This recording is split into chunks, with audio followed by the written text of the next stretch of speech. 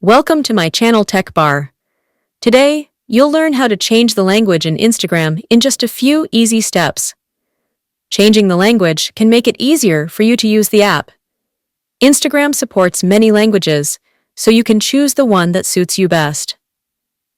To get started, open the Instagram app and tap on your profile picture icon located at the bottom right corner. Next, tap on the three horizontal lines at the top right corner of your profile screen. Scroll down the menu until you find the icon representing language. Tap on the icon and you will see a pop-up with two options for changing Instagram's language.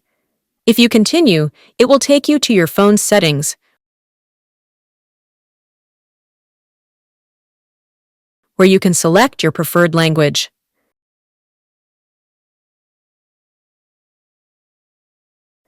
Once you make your selection, Instagram will instantly update the entire interface to reflect your new language setting. And that's it. If you have any questions about the process, feel free to drop them in the comments below.